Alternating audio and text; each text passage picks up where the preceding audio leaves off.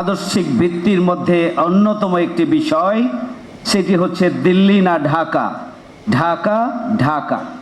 আধিপত্যবাদ বিরোধী যে চেতনা, বাংলাদেশের স্বাধীনতার সার্বভৌমত্বকে অক্ষুণ্ণ রাখার জন্য জীবন দেওয়ার যে চেতনা, সেই চেতনা একটা অন্যতম চেতনা এবং আদর্শিক ভিত্তি ছিল এই জুলাই আগস্ট গণ অভ্যুত্থানের।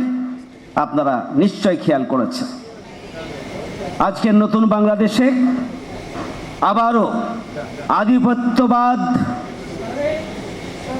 এবং ফ্যাসিস্ট শেখ হাসিনা যে পথে গিয়েছিলেন, আধিপত্যবাদের দোসর হিসাবে তারা ভূমিকা পালন করেছিলেন।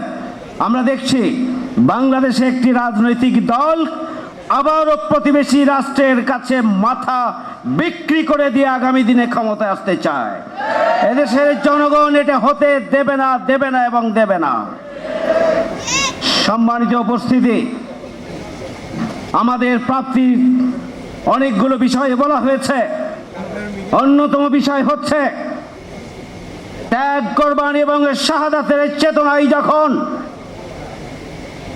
কোন দেশের মানুষ ফ্যাসিস্ট অপশক্তির বিরুদ্ধে দাঁড়িয়ে যায়, তখন পাহাড় সম কোনো শক্তি টিকে থাকতে পারে না। আমরা সেটি অর্জন করেছি। অর্জনের মধ্য দিয়ে, এই আন্দোলনের মধ্য দিয়ে আমরা ফ্যাসিস্ট অপশক্তির বিরুদ্ধে ত্যাগ এবং কোরবানি শাহাদাতের তামান্নায় উজ্জীবিত হয়ে আমরা মানব প্রাচীর গড়ে তুলেছিলাম।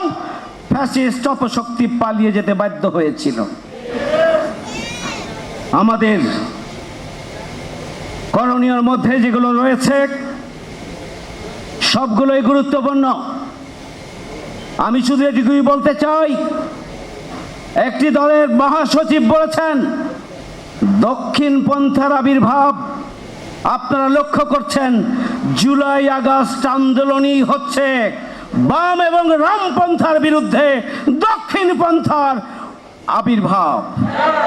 সুতরাং দক্ষিণ পন্থা নতুন করে আসে নাই। জুলাই আগস্ট আন্দোলনের ভিত্তি হচ্ছে দক্ষিণ পন্থার আদর্শিক ভিত্তি। সুতরাং আগামী দিনে বাংলাদেশে দক্ষিণ পন্থারই আবির্ভাব শুধু নয়, প্রতিষ্ঠা লাভ করবে ইনশাআল্লাহ।